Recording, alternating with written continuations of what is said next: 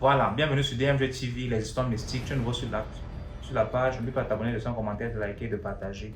Tu vas raconter une histoire, envoie ta demande ici en direct sur TikTok et on va te faire monter, tu vas nous raconter ton histoire. Ici, on ne mentionne pas le nom des gens. Ce n'est pas là pour, ce n'est pas la justice, on n'est pas là pour dire ok, tonton Gilbert m'avait tapé hier. Non. Ici, on raconte uniquement les histoires et puis on prend les noms d'emprunt. Si c'est Stéphane qui a fait le truc, tu peux dire il y avait un Dieu donné qui a fait ci, qui a fait ça. Point. Ne va pas entrer dans la vie privée des gens parce que on n'est pas là pour ça. Le but est de sensibiliser. C'est pas ici de venir accuser les gens que machin, patati patata. Voilà. Donc ceux qui ont les histoires peuvent déjà envoyer leur demande et on va les faire monter maintenant et puis ça va commencer. Bonsoir la Vivi. Bonsoir. Vous m'entendez? Oui. Un tout petit peu ou? Non, c'est bon. Vous m'entendez? Oui, c'est bon. C'est bon? Oui. Bonsoir à tout le monde. Et ça fait longtemps que je vous suis. N'oubliez pas de vous abonner, de partager. Moi, j'ai une petite histoire. Et cette histoire, c'est concernant les marabouts sur les marabouts en général. Et surtout sur TikTok. Alors, j'en ai une où apparemment, j'avais un petit problème et je voulais régler ce problème-là. Donc, j'ai appelé quelqu'un que je connais très bien. La personne me dit non, il va me présenter un marabout d'un pays qu'on connaît très bien. J'ai dit d'accord, il n'y a pas de souci. Il n'y a rien qui ne va pas chez moi. Mais moi, il dit, je vais résoudre un problème. Le gars me donne le numéro du monsieur. J'appelle. Ça va, oui, ça va. Ah oui, des fois, je suis là comme ça, je suis stressé, je suis pas bien. Il dit, ah bon? J'ai dit, oui. Il dit, bon, donne-moi ton nom. Et je lui donne mon nom. Il regarde mon nom. Tout. Il dit, bon, c'est parce que tu as fait ça. Il dit, mais ça là, je sais ça déjà, il t'a expliqué, non? Bon, d'accord, ce qu'on va faire, c'est que tu vas m'envoyer 1500 €. J'ai dit quoi? Ça va combien? Il dit 1500 €. J'ai dit bon. Il dit bon, attends, on fait appel vidéo. Il dit non, il ne fait pas appel vidéo. Il dit bon, donne-moi ton nom. Moi aussi, peut-être que je suis envoyé tout mon nom. Il dit attends, tu ne m'envoies pas. 2 jours, il a parlé lui. Non, mais c'est comment l'argent là? Il a fait ton travail, tu sais. Il dit non, bon, on va attendre un peu. Non, mais et l'argent là? Il a dit oh, pardon là. Vous, attends, j'ai dit, mais toi, tu me vends comment? Moi, il a payé, comment on appelle, 1500. Donc, moi, il t'envoie plus d'1 million. Il dit, tu me parles comment, là? Bon, d'accord. Donc, on lâche l'affaire. Donc, moi, je suis là. C'est une histoire vraie. Je suis là, j'appelle mes amis, j'appelle une copine, là. Oh, laisse-le. Je l'ai insulté, même bien raccroché. J'ai dit, je dors. Je dors, non? Et un soir comme ça, je dors. C'était en plein août. Je suis au 2e étage. Je sens un truc au niveau de mes reins. Je dis, oh, c'est bizarre. C'est un truc qui me gêne. Mais, le sommeil là est doux, il ne va pas me réveiller. Je sens un truc. Je dis, oh, ça me gêne, mais c'est bizarre. Un temps, je vois le monsieur qui m'écrit sur WhatsApp. Il a bloqué son numéro. Il a dit, écoute. Il a dit, bon, attends, il a vu c'est quoi? Verre de thé. Je vous jure, c'est tout ce que je cherche. Il a vu verre de thé. Un gros verre de thé. Au niveau, c'est-à-dire au niveau de un gros verre de thé en Europe ici. Il regarde le message, tu as vu. Il a bloqué, il a dit, il tremblait comme ça. J'ai appelé ma copine, elle a dit, tu as vu ce qu'ils ont fait, tu as vu. Elle dit, toi là, ça t'appelle chez vous. Bon, l'histoire s'est arrêtée là. Il n'y a pas longtemps, toujours des trucs, même marabout là. Mon papatoya, femme. Mon papatoya sur les réseaux sociaux, comme on appelle TikTok. Je vais voir un autre. Le gars me dit, bon, il me donne son WhatsApp, on parle ensemble. Il me dit, bon, tu sais quoi, tu sais ce qu'on va faire? Bon, ce qu'on va faire, c'est que tu vas me donner ton nom. Moi aussi, je lui donne mon nom. Mais cette fois-ci, je ne mets pas d'autres, je mets un nom seulement, hein. C'est-à-dire, je mets 2. Comme il y a 3 là, je mets 2. Je dis, bon, ça là, faut pas y mettre tout. Et puis, il va savoir. Je mets 2. Donc, je mets les deux noms. Je mets les deux noms, le gars regarde, il dit bon, il m'appelle après hein, en vocal, bon. Ce que tu as fait, tu as m'envoyé 2500 euros. Il dit quoi? Il dit 2500 euros. Ton travail qu'on doit faire là. Le monsieur là, il a 90 ans, il doit aller dans la forêt pour faire 7 jours sans boire ni manger. Moi aussi. J'ai dit ah bon? Ah c'est que ça là c'est bon hein? Un vieux comme ça il va pénir. Il dit oui ma soeur, tu connais pas. Après monsieur assis, j'ai dit mais attends il se fout de mon vieux. 7 jours dans la forêt sans boire ni manger. Attends, il y a resté mes problèmes. Bon, c'était tout pour moi. Faites attention au faux marabout, mes soeurs. D'accord, merci Bon, beaucoup. au revoir, TMG. D'accord.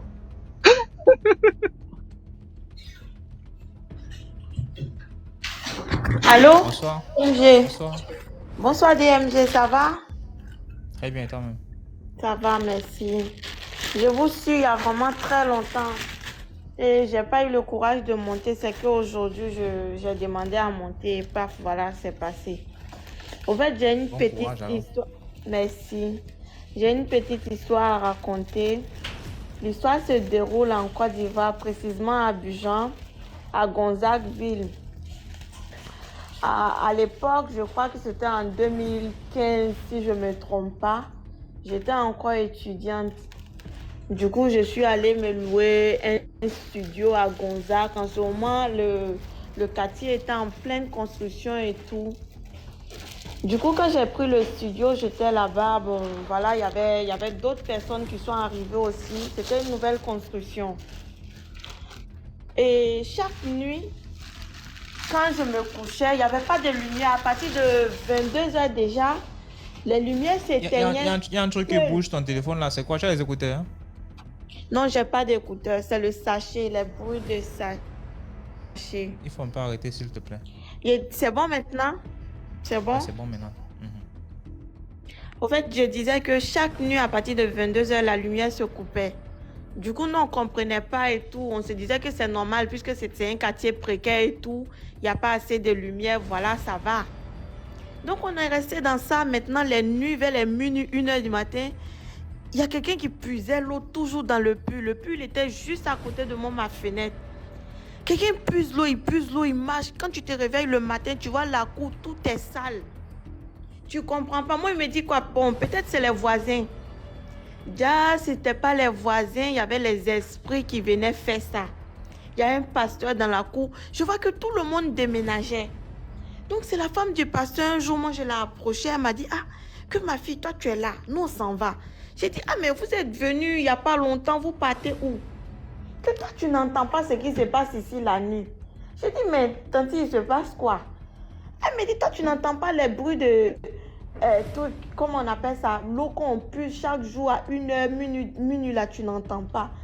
J'ai dit, oui, j'entends. Moi, je pense que c'est les voisins. Elle dit, non, hein. Qu'on ne frappe pas à ta porte. J'ai dit, si, mais on frappe à ma porte. Moi, je ne sais pas c'est qui. Elle dit, ah, que c'est les esprits. Hein. Fais attention à toi. Attends, moi, je ne savais pas. Un jour, ils sont venus, ils ont tapé à la porte. Tapé. Moi, je me suis levée, je suis partie, j'ai ouvert la porte. Je n'ai pas vu qui que ce soit. Quand tu demandes c'est qui, personne ne te répond. Du coup, là, quand moi j'ai ouvert la porte, je n'ai pas vu qui que ce soit, j'ai refermé.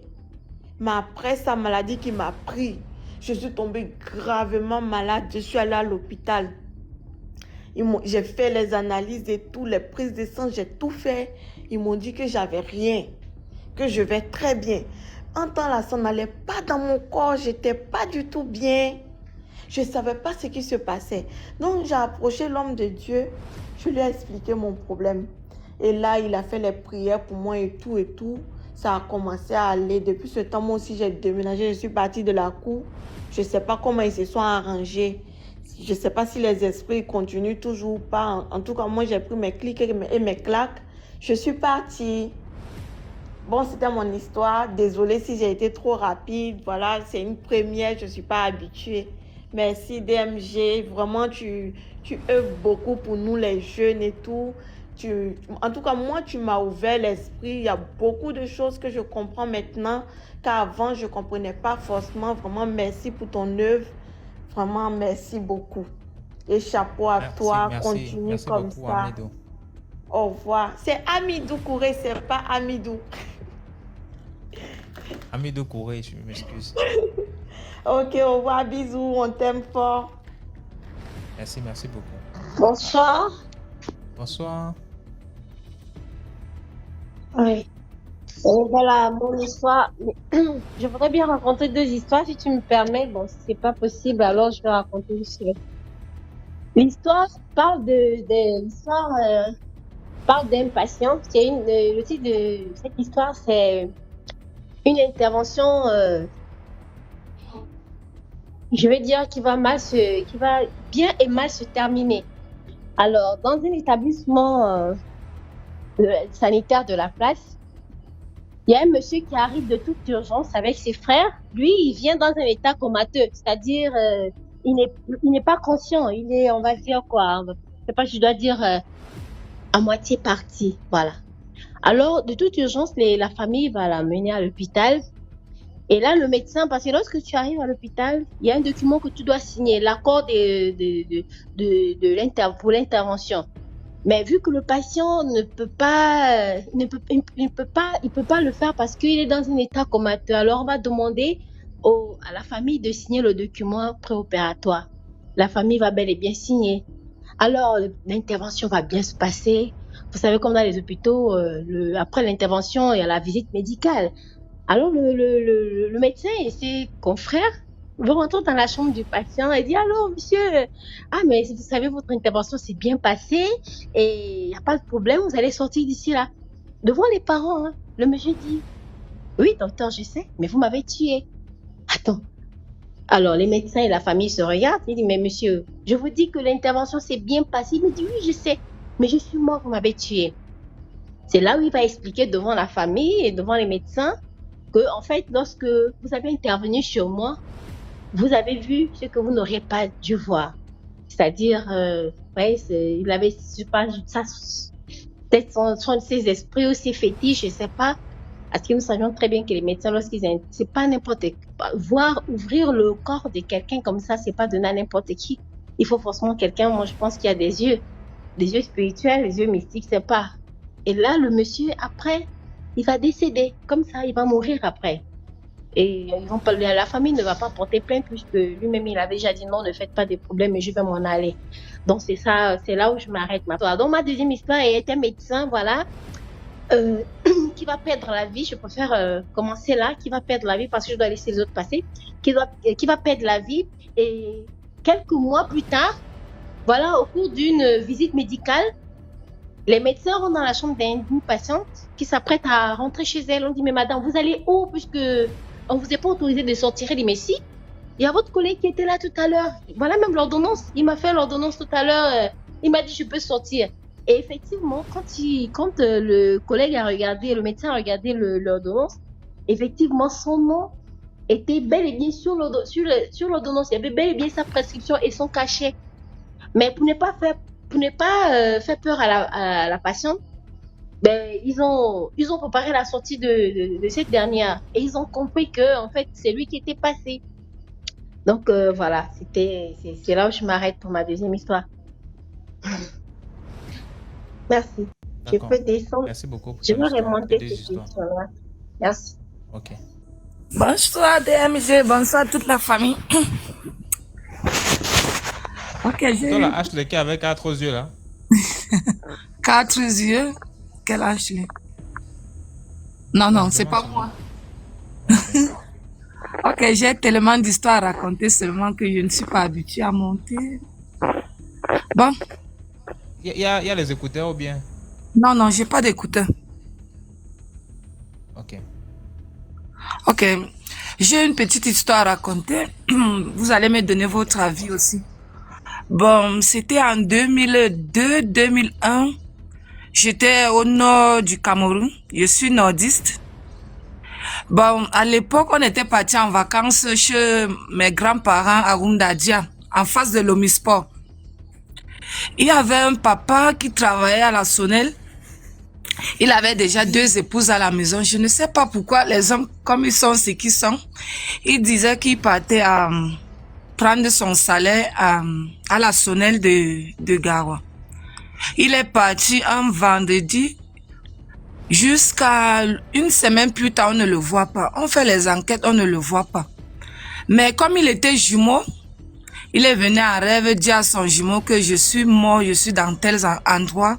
Désolé pour le français, je m'embrouille. Bon, je suis à tel endroit, il faut faire les recherches, vous allez me trouver. Alors qu'il a été assassiné par sa maîtresse, bon, sa maîtresse s'est levée un jour à 5 heures du matin, appelait son voisin, que s'il te plaît, mon voisin, tu peux venir me charger. Je vais aller au marché périodique, les marchés périodiques. Son voisin lui est chargé peut-être 2 fois. La troisième fois, comme Dieu sait ce qu'il fait, la troisième fois quand il voulait le charger, quelque chose est tombé. Subitement, il a vu la chair humaine. Il demande à la femme que ça c'est quelle chair viande. Elle dit que non, c'est la viande de brousse que je vais aller vendre.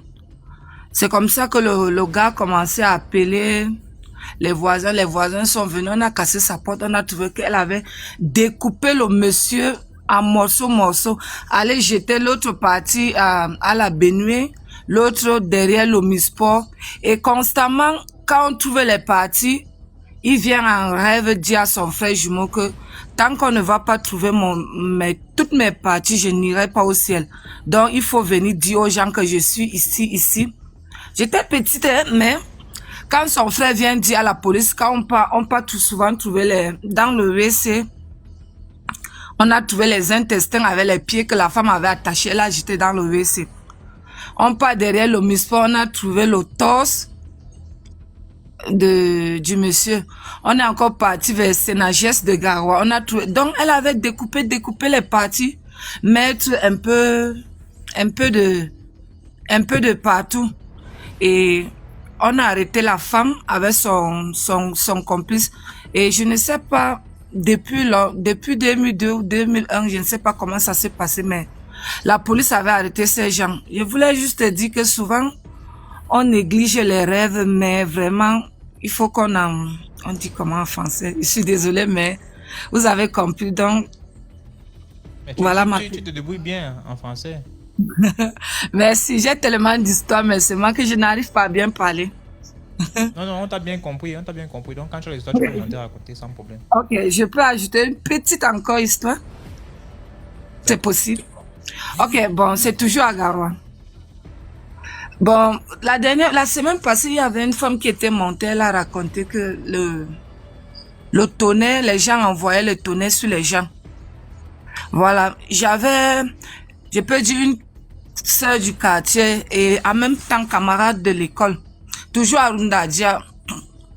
Un jour, il pleuvait comme en Afrique, quand il pleut, les enfants sortent et jouent sur la pluie. Jouent sur la pluie. Bon, on était au stade de Rundadia, on était en train de jouer. Subitement, le tonnerre a grogné, paf! Quand on se retourne, on voit notre camarade Rachel qui a été frappé par le tonnerre. Quand on s'est retourné, on a vu notre camarade Rachel je sais pas comment dire, que le tonnerre avait frappé, elle est devenue comme la viande hachée. Le hamburger, non, son corps était, donc comme la viande hachée exactement. On a commencé à crier, tous les grands-parents sont sortis, dit que ce qui est sûr, peut-être elle a dû toucher la chose de quelqu'un. C'est quand je monte souvent sur votre live que je me rappelle vraiment que dans ces choses-là, c'est vrai. Moi, à l'époque, je disais juste que, peut-être c'est quelque chose de simple, mais maintenant, grâce à votre émission, j'ai compris que finalement, on est venu avec la pelle et la brouette pour ramasser son corps. Parce que tellement c'était haché, on ne voyait même plus la tête ni rien du tout. Voilà mes 2 petites histoires. Merci. Merci de m'avoir encouragé. Ok, de rien. Merci beaucoup.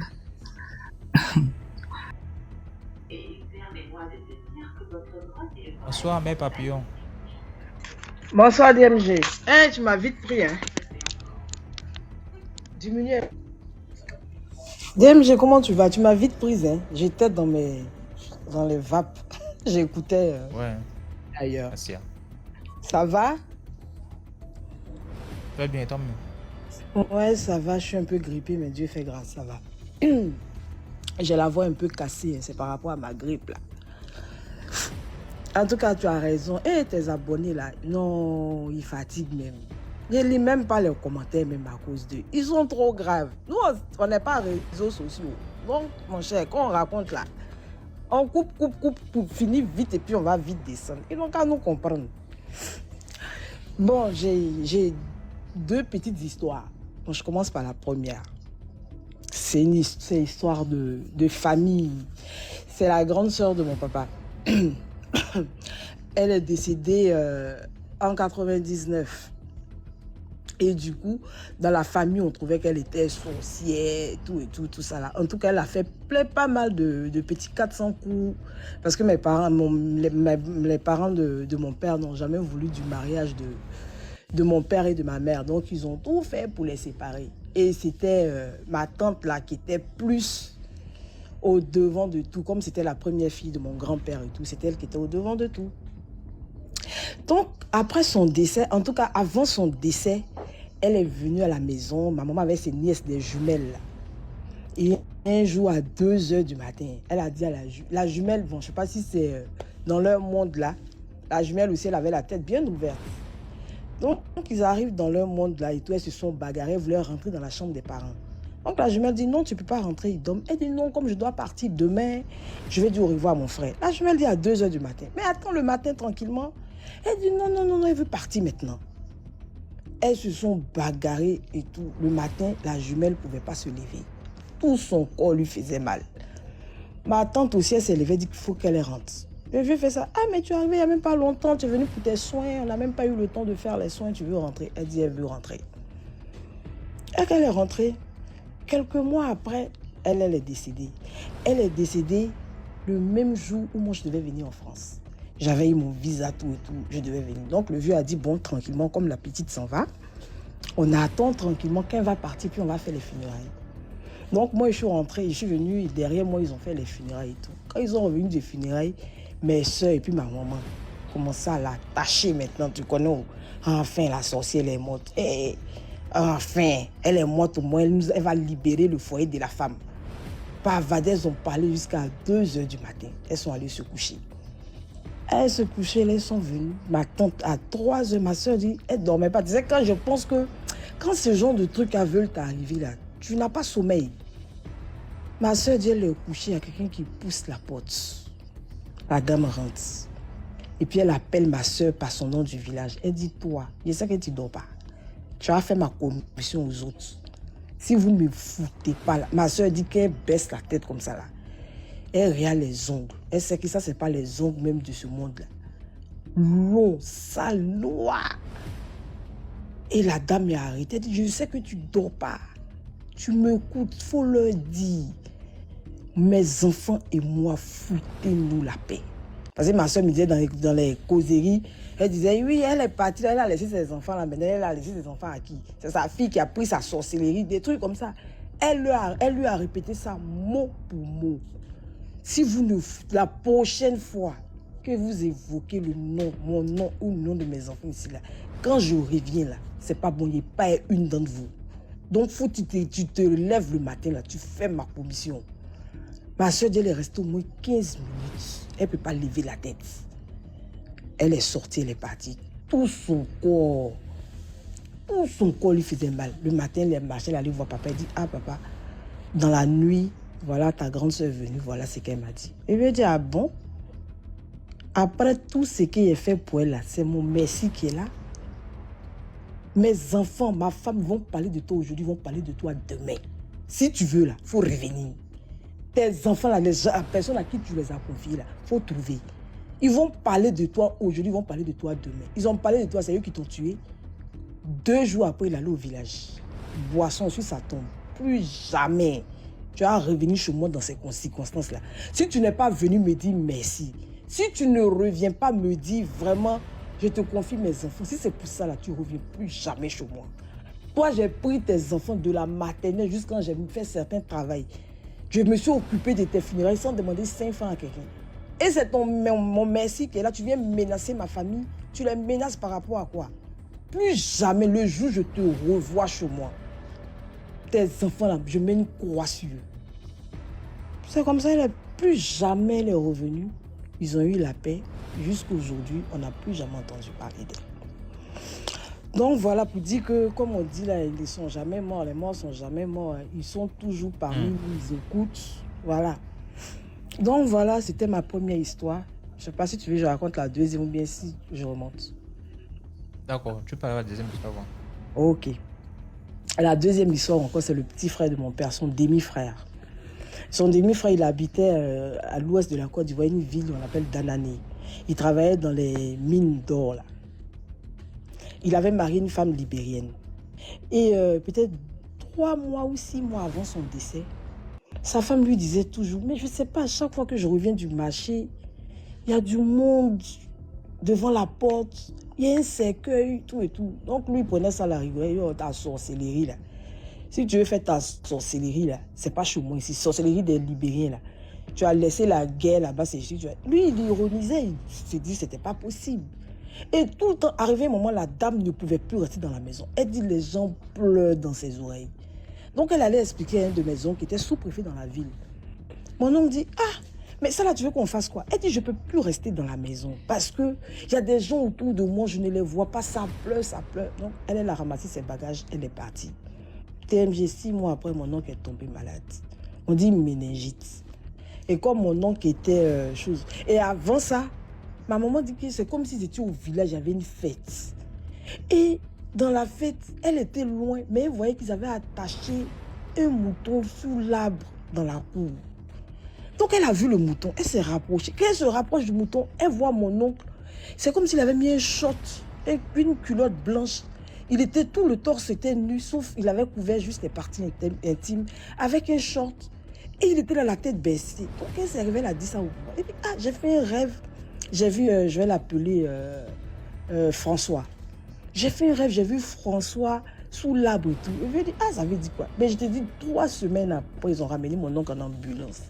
Et quand il est arrivé, il n'a plus parlé. Même plus un mot. Il n'a plus parlé jusqu'à ce qu'il rende l'âme. On dit c'est méningite. Méningite aussi qui fait que tu ne parles pas. Bon, il est venu en ambulance, on dit non, avec le choc et tout ça là. Il est resté au CHU de Trècheville et il est décédé. Il est décédé, la vieille allait ramasser ses bagages là, qui étaient à l'hôpital là. Elle est venue déposer ça à la maison. Et puis elle est partie. Ils sont allés au village faire les funérailles et tout et tout. Après les funérailles, tout le temps à la maison, c'est comme quelqu'un vient manger. Quand on va dormir, tu entends les assiettes. À chaque fois, vous là, la nuit, pourquoi vous aimez manger tard comme ça? Tout le temps, maman bavardait. On dit, mais on ne mange pas tard, c'est que tu entends, nous aussi on entend. Mais vous bavardez, à chaque fois, vous le laissez, il verse tout. Une fois et un jour, c'est la servante qui se réveille à 5 h du matin. C'est ça, au pays, elle se réveille tout pour balayer la cour, tout ça. La servante s'est réveillée. Elle est tombée nez à nez avec lui. Il lui a dit non. Maman n'a qu'à ramener ses affaires en fait. Elle n'a qu'à donner ses affaires à son fils. Les affaires qu'elle a prises à l'hôpital, qu'elle a ramenées là. Elle n'a qu'à enlever ça dans la maison pour ramener ça à son fils. Que c'est pour ça que c'est lui qui vient faire ça tous les jours. Quand la servante a vu sa façon, elle est partie d'abord chez une de ses tantes qui était dans le même quartier que nous. Matin, on se réveille, on ne trouve pas la servante. Elle est revenue à sa tante pour dire qu'elle est venue chercher ses bagages, mais voilà la commission. Maman dit, mais tu pourrais faire la commission en restant. Elle dit, non, non, non. La manière dont elle a vu là, elle ne pouvait pas rester dans la maison. Alors, comme ça, elle est partie et puis ils ont ramené les affaires. Ils ont donné ça à son fils, comme il a dit. Et puis voilà. Donc voilà, comme toujours pour dire, hein, les morts ne sont pas morts. Donc quand vous voulez les attacher, attachez-les doucement parce qu'ils sont toujours parmi nous. Voilà. Voilà mes 2 histoires. Merci beaucoup, mes papillons. Ok, j'ai refait une autre demande, je vais revenir. Je laisse les autres passer. D'accord. Ok, merci DMG. Allô? Bonsoir, Esther. Bonsoir DMG. Comment allez-vous? Tu vas bien? Oui, je vais bien, par la grâce de Dieu.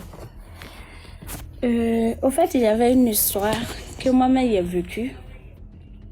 Quand j'étais encore très petite, je pouvais avoir entre 12 et 13 ans. Et dans mon village, il y a une femme revenante qui était venue. que nous tous, on ne savait pas que c'était une femme revenante. Mais par contre, mon grand-père savait qu'elle était revenante. Je ne savais pas pourquoi. Mais cette femme, qu'elle est arrivée dans le village, elle est d'abord partie chez le chef du village. Parce qu'elle n'avait pas de maison, elle n'avait rien. Elle est venue chez le chef du village, elle dormait chez le chef du village. Donc au village, on prend les femmes pour aller nettoyer dans les champs. Et puis souvent on paye 500, 1000 francs. Donc ma maman avait pris cette dame-là aussi pour aller nettoyer dans le champ des riz, désherber le riz. Arrivée là-bas, cette femme-là, elle est partie à 8 heures. Elle est partie à 8 heures. Elle a travaillé de 8 heures jusqu'à 18 heures sans même soulever la tête. Elle avait une bouteille d'eau sur le dos qu'elle a attachée au niveau de ses reins là. Bon, ses hanches sur le dos, juste en bas là. Et elle a attaché ça. Je ne sais pas si elle a bu ça, mais je vous assure que cette dame, elle a travaillé de 8 heures jusqu'à 18 heures. Même la nourriture, la vie a préparé pour elle. Elle a dit non, qu'à garder, quand elle va se lever, elle va finir, elle va manger. Cette dame a pris la nourriture. Nous, on ne savait pas encore qu'elle était revenante. Mais c'est notre grand-mère, notre grand-père qui nous disait que c'était une revenante. Mais nous, on ne savait pas. Mais elle causait bien, elle riait bien, elle était bien. En tout cas, c'était une personne normale même. Cette dernière, elle est restée 2 semaines après. L'argent qu'elle a eu en travaillant, l'argent qu'elle a eu là. Elle a fait à Patam, le chef du village lui a donné un coin. Ils ont fait les maisons en bois là, en bambou là.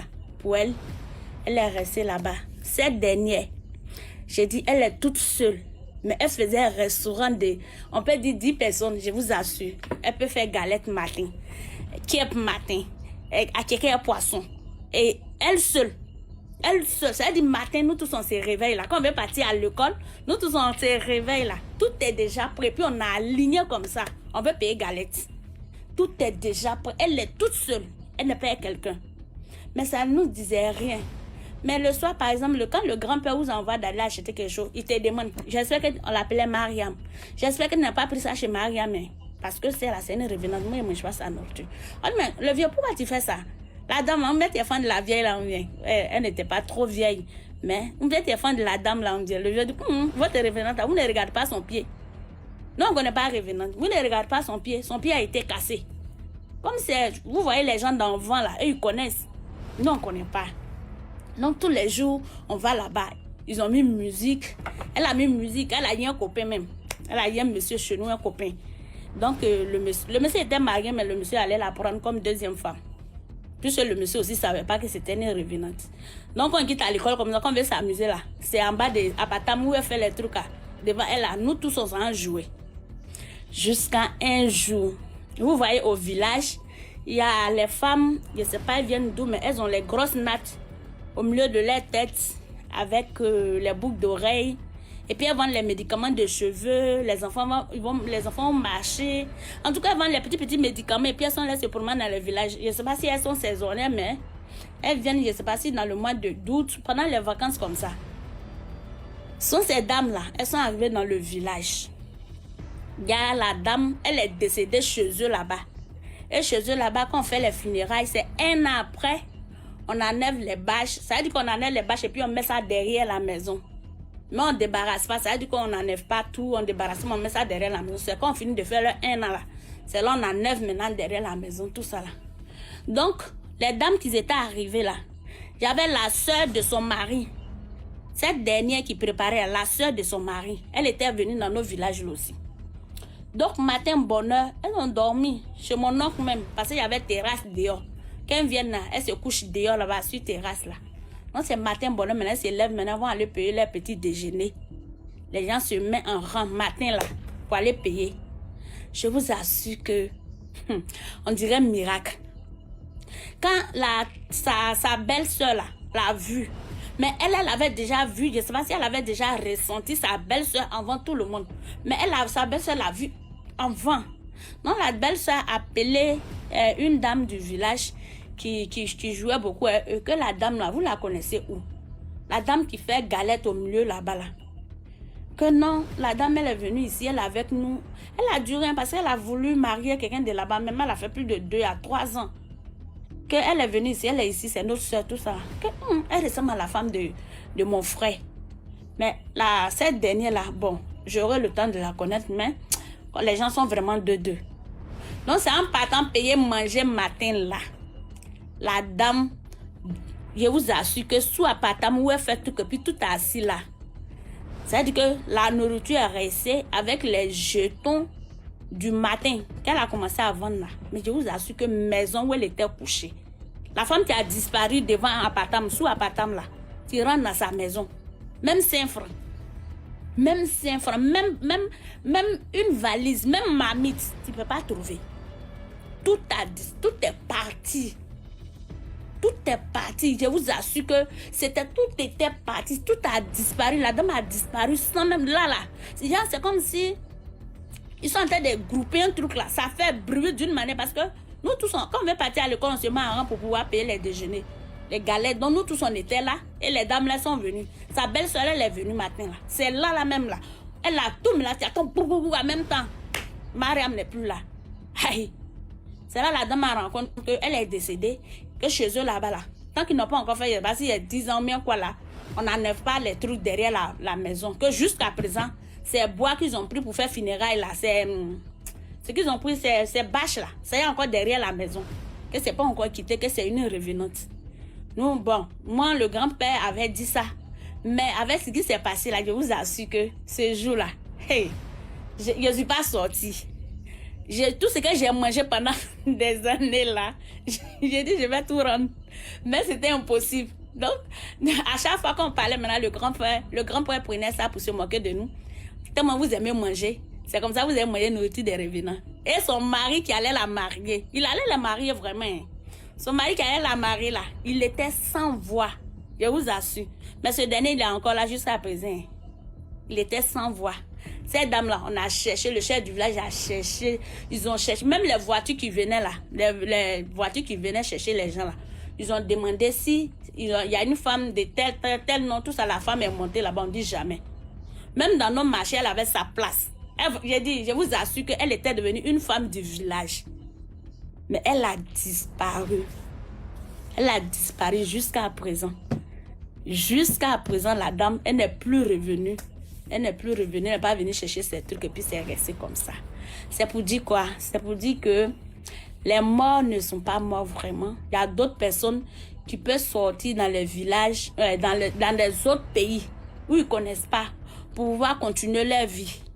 Donc, moi, j'avais souvent appris que l'homme peut mourir 7 fois.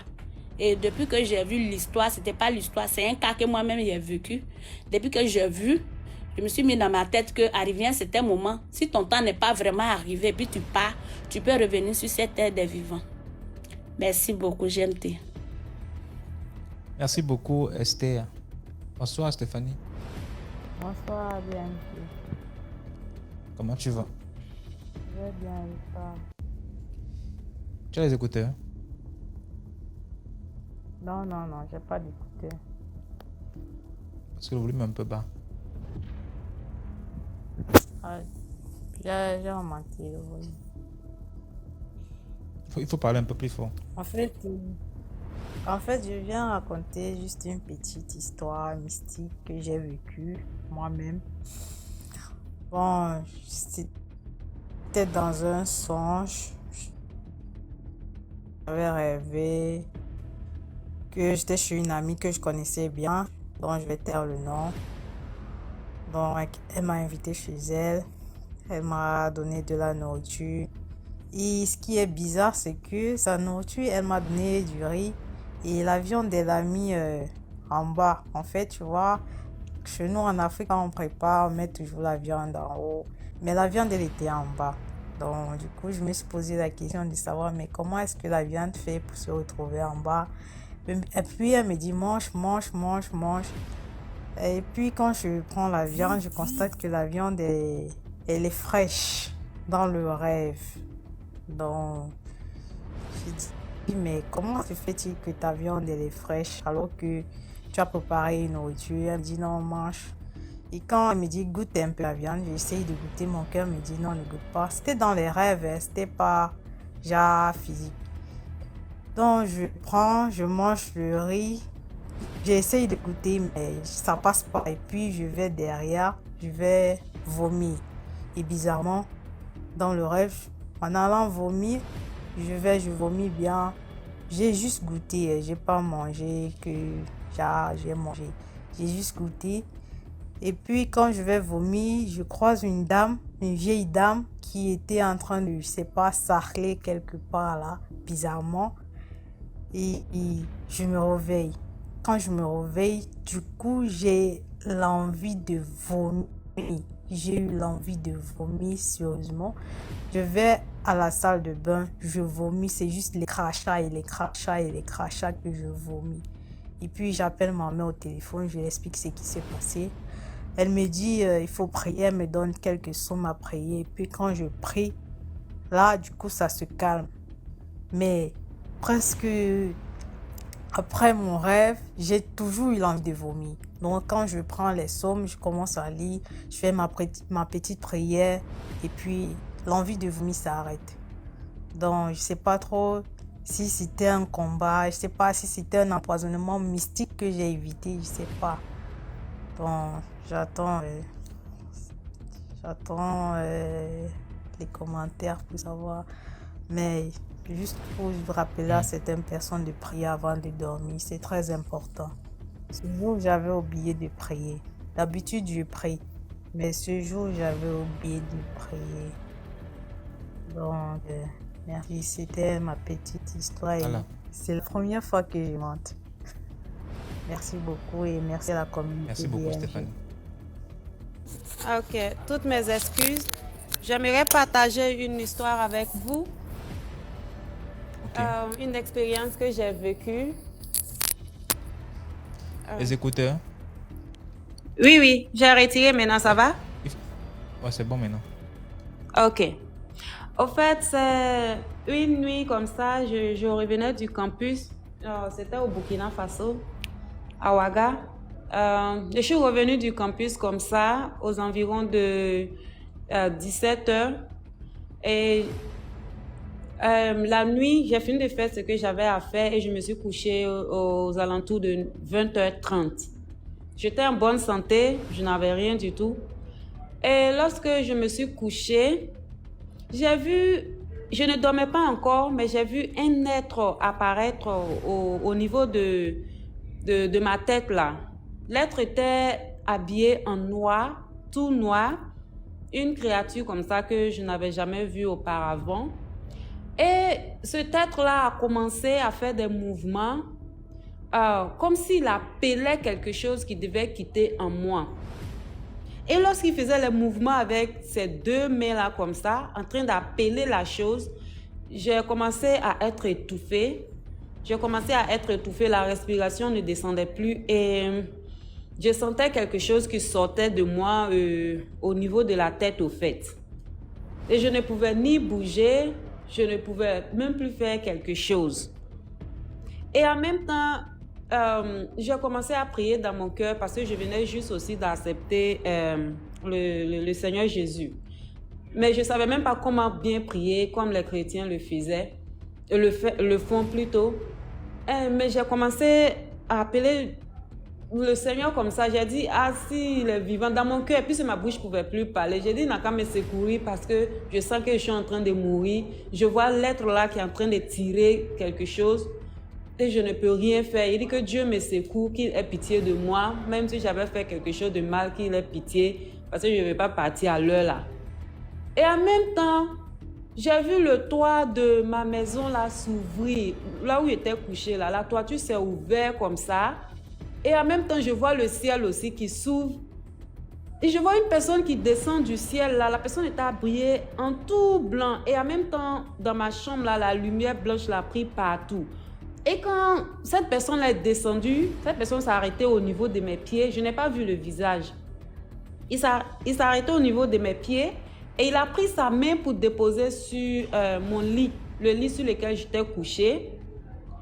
Et cet être noir là continuait de tirer mon âme en quelque sorte.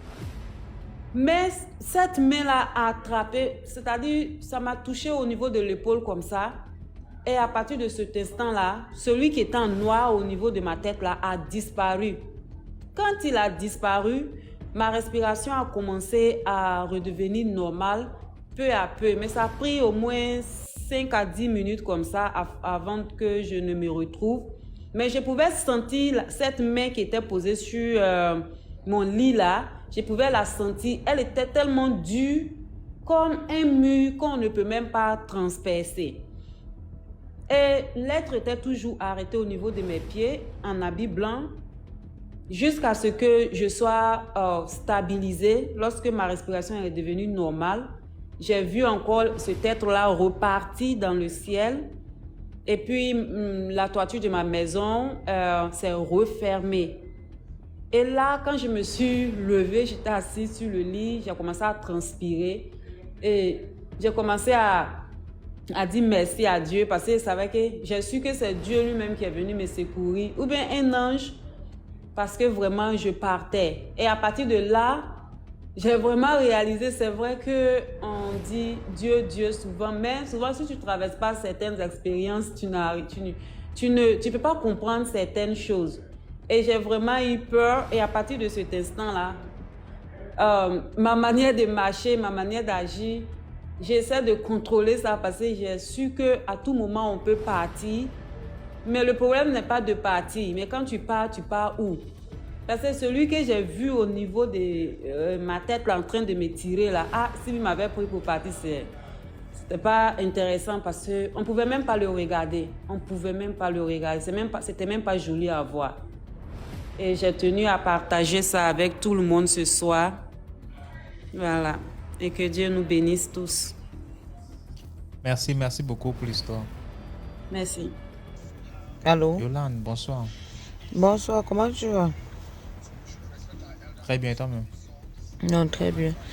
J'ai une petite histoire là qui m'était arrivée longtemps là. Et depuis là, j'ai eu peur de partager un peu parce que c'est un peu trop mystique au fait. Donc, il y a mon voisin là, le père de ma cousine là qui avait, de ma voisine là qui avait pris mon oncle. Ils sont partis, arrivés au Texaco aéroport. Ils ont fait l'accident. Arrivés maintenant, on les a amenés à l'hôpital La Quintini. Bon, maintenant, ils étaient couchés à la salle de réanimation. Mon oncle était encore vivant. Nous, on était assis dehors à la cantine. En ce temps-là, j'allaitais le bébé.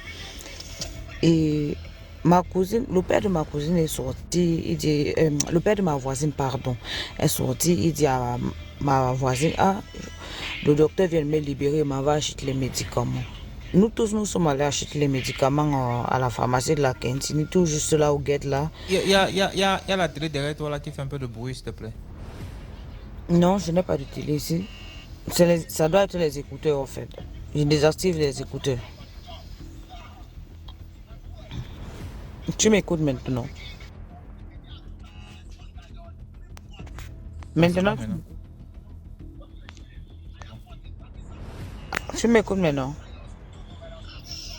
Oui, c'est bon là. Ouais. Nous sommes allés au guet là maintenant pour acheter les médicaments avec le papa de ma copine là qui avait fait l'accident avec mon oncle. Mon oncle était encore en réanimation.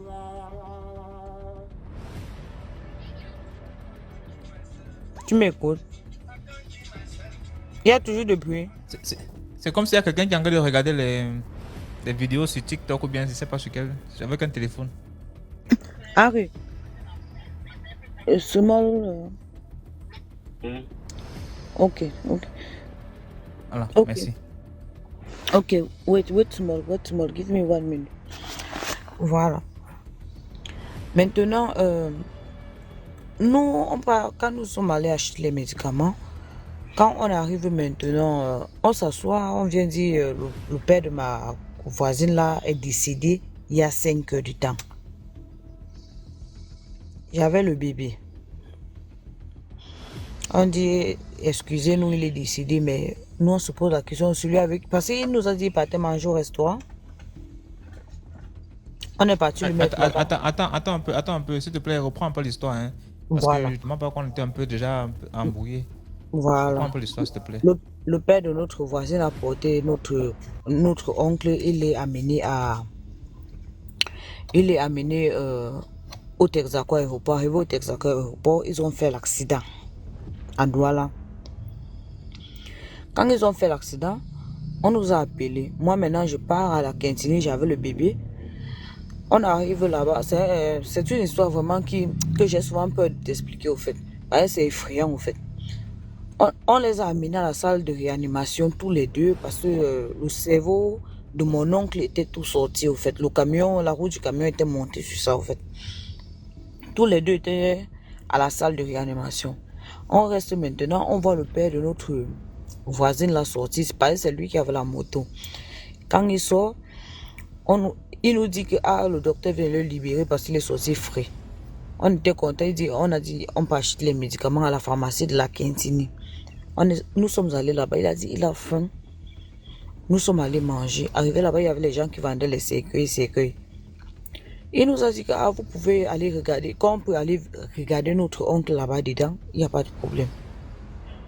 Quand on arrive là-bas maintenant, on veut entrer à la salle de réanimation pour regarder notre oncle. On nous dit plutôt que le père de notre copine est mort, ça fait 5 heures de temps.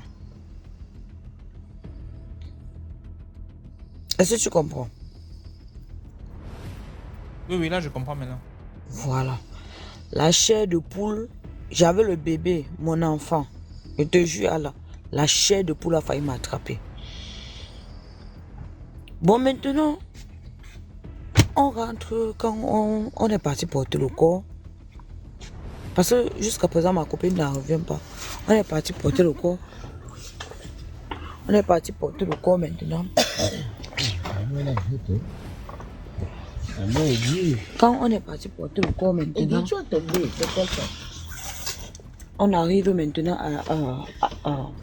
à la maison. Elle dit qu'elle rêve.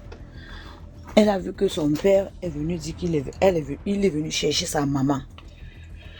Quand on a enterré le corps, ça fait 2 semaines, sa maman tombe aussi malade. Quand sa maman tombe malade, ça fait 2 jours et 17. On pose les questions que, mais attends, qu'est-ce qui ne va pas? Elle n'avait même pas le palu. Après, elle rêve encore, elle comprend que son grand frère, son père a dit qu'il vient chercher son grand frère. On dit, attends, tu ne vois pas un peu que c'est mystique? Elle dit, c'est pas mystique. Elle dit que c'est pas mystique. Ah non. Elle dit que non, c'est pas mystique. S'il vous plaît, laissez ma famille tranquille. Oh non. Il y a les bruits à côté de toi et puis tu n'es pas concentré sur l'histoire, ça décourage un peu. Non, ça va. J'ai dit à ma copine que tu ne vois pas que c'est un peu bizarre. Elle me dit, ah non, c'est pas bizarre, c'est le rêve. Ça n'a pas fait 2 jours, son grand frère aussi décédé. Maintenant, je rêve moi-même. Je suis chez moi-même. Je rêve de voir son grand frère vient me dire que, comme tu vois, il était toujours aimé, je suis venu te chercher. Elle dit, DM, je te jure, je me suis levée dans la nuit, 5 heures nues. J'ai dit, moi, je ne te connais pas. Jusqu'à aujourd'hui, je n'ai plus jamais rêvé de ce type. Donc, c'est un truc qui m'a toujours fait peur. Je te dis la vérité. Donc, le dehors, vraiment, on ne sait pas qui est. Méfions-nous, pardon. Méfions-nous. J'ai toujours eu peur de te raconter cette histoire parce que c'est effrayant. Parce que ce que nous, on avait vu, j'avais le bébé. Un bébé de 2 mois.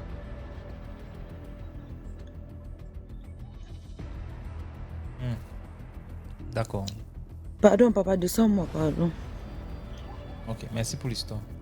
Papa, merci. Bonsoir. Bonsoir. Excusez-moi, je vais vous raconter 2 histoires. Et ces histoires, je les ai vécues. Parce que c'est ma maman, en fait, qui les a vécues. La première histoire, en fait, pour moi, la leçon, c'est pour dire aux gens que les gens peuvent vivre ensemble. Oh non, les gens peuvent, je veux dire, les gens peuvent habiter dans un quartier, ne pas se parler, comme on dit, mais la nuit, ils forment un. Et je crois qu'on l'a souvent dit dans nos coutumes africaines. Donc, voilà. Donc, moi, je suis gabonaise, voilà. Donc, comment dire, une fois, j'étais assise au salon. Ma maman était dehors. Elle était en train d'écailler le poisson. Du coup, il y a une dame qui arrive. Et cette dame-là, des années antérieures, dont je peux dire 10 à 15 ans plus tôt, elle était notre voisine du dessus, parce qu'on habitait dans un immeuble. Donc, la dame arrive. Elle dit qu'elle a besoin de parler à ma maman. Ma maman lui dit, ok, vas-y, je t'écoute. Elle dit, non, je ne peux pas te parler ici dehors. Il faut qu'on rentre dans la maison.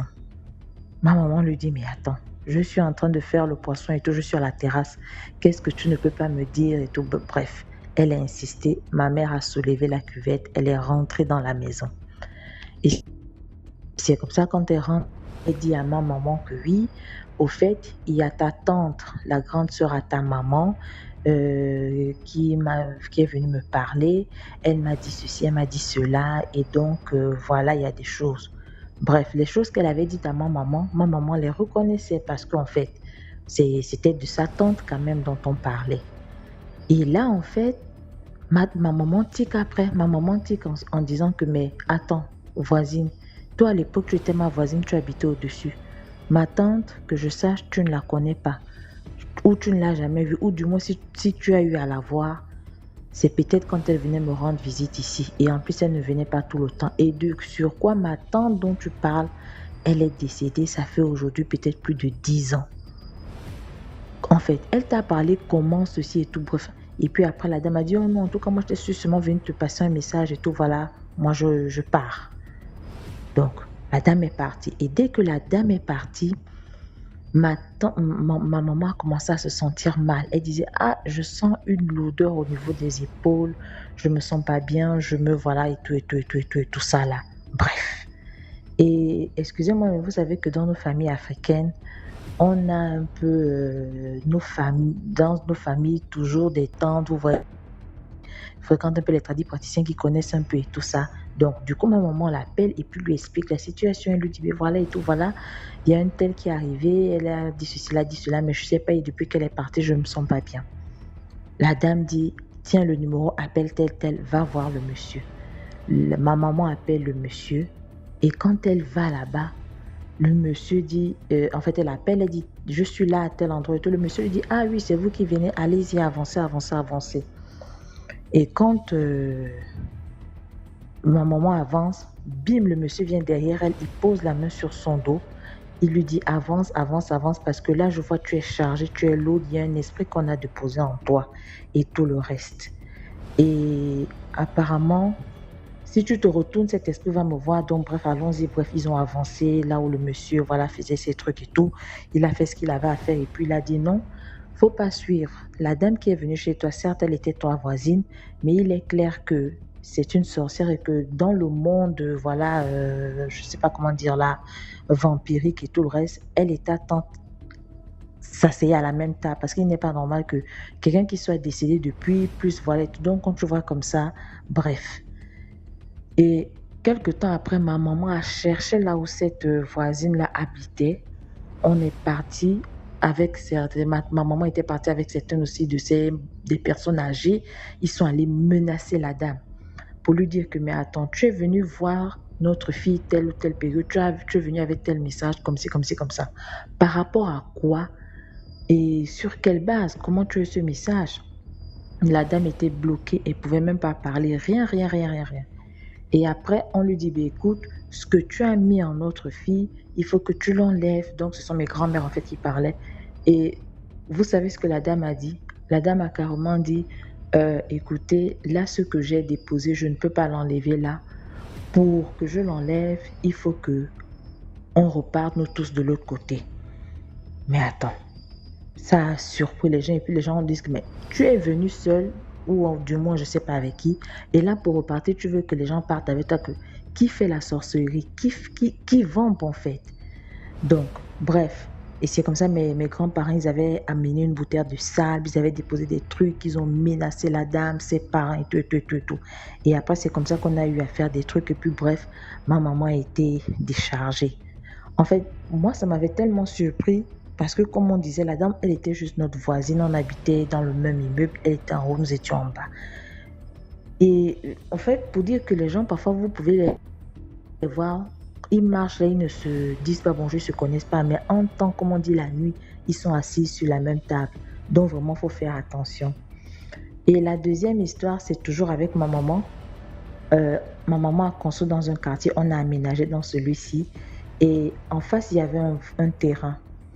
Le terrain, la dame qui avait vendu le terrain, apparemment, je ne sais pas, peut-être ne voulait plus le revendre. Et du coup, la personne à qui elle avait vendu, à chaque fois, venait faire des travaux. Mais la dame, ça dérangeait. Tantôt, elle dit la limite est trop grande, la limite est ceci. Franchement, elle avait toujours un truc à dire.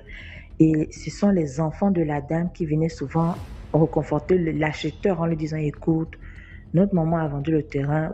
Aujourd'hui, peut-être elle n'a plus l'argent. Mais en tout cas, nous, on sait que c'est toi qui restes là, construit. Problème sur problème. Franchement, à chaque fois le monsieur venait faire des travaux, il y avait toujours des histoires. Jusqu'à quand une fois, ils se sont menacés en disant, en tout cas, tu vas voir. Le tu vas voir, là, DMG. Là, c'est les voisins, hein, ils se chament. En fait, pas des voisins, c'est l'acheteur et le vendeur. Le tu vas voir, là, c'est un samedi. La nuit de samedi à dimanche, moi particulièrement, je fais un rêve, puisque nous ne sommes pas très loin de l'aéroport Léon-Bas. Je fais un rêve comme quoi un avion vient atterrir, mais qu'en atterrissant, l'avion fait un crash. Et donc, du coup, il y a des projectiles et que l'un des projectiles vient frapper à notre maison, notamment le côté qui donne à la chambre de ma maman. Et du coup, dans le rêve, je dis, mais ça c'est quoi un avion? Il tombe si loin et il y a des projectiles qui arrivent jusqu'ici. Bref, ça c'était le rêve. Le matin, je me réveille, je raconte à ma maman. Je dis, non, franchement, j'ai fait un rêve et tout comme ça. Je lui explique. Elle dit, ah bon, bref, il faut prier. On est au dimanche maintenant. Les gens s'étaient disputés la veille, le samedi. Donc, dimanche à midi ou 14h par là, ma maman sent un coup au niveau du dos. Bam! Elle crie, aïe, qui m'a frappé? Et moi, je lui dis, mais maman, franchement, tu es assise au salon, tu es toute seule. On va te frapper comment? Ça c'est quel coup? Tu as reçu quoi? Mais elle était sûre et certaine qu'on l'a frappée. Mais je dis, mais attends, ça c'est comment? Et puis, bref, on vient me masser, vient ceci, vient cela, mais la douleur ne s'estompait pas. Au bout de quelques jours, bref, elle rappelle encore ma tante lui dit, mais écoute, il faut aller voir le monsieur et tout, je te donne le numéro, va voir. Quand elle va voir le monsieur lui dit que, ah, non, t'inquiète, je vais juste te donner une petite pommade, je vais te masser. Tu n'as rien eu de grave et tout, t'inquiète. En fait, tu as pris une balle perdue. Je vois là, dans ton entourage, près de toi où tu habites, il y a des gens qui se discutent un terrain. Et en fait, ils se sont lancés et tout, comme on dit, des missiles et tout. Et toi, tu as pris les balles perdues. Ah! En fait, bref. Et après, le monsieur lui dit même, mais je suis là, je vois même là, j'ai l'impression que ta fille a vu ça. Et c'est comme ça, ma maman, en fait, lui raconte le rêve que je lui avais dit ce jour-là en matinée. Il dit, oui, c'est ça. Ils se sont battus mystiquement et tout machin. Et voilà, il faut croire que le monsieur qui a vendu le terrain, il n'avait pas pris les menaces de la vieille à la légère. Il est allé se blinder. Et du coup, quand la vieille peut-être avait lancé ou quoi, bref, par ricochet, nous, comme on est des voisins, en face, c'est ma maman ce jour-là assise à la terrasse qui avait pris ça. Donc, en fait, c'était un peu ça mes deux histoires que j'avais à raconter. J'en ai une autre, mais bon, elle est un peu plus longue. Et celle-là, par contre, ça me concerne. Mais je crois que je vous ferai le duo. J'ai enregistré votre numéro WhatsApp, donc je vous laisserai le message. Merci. D'accord, merci beaucoup, Anna-Laure.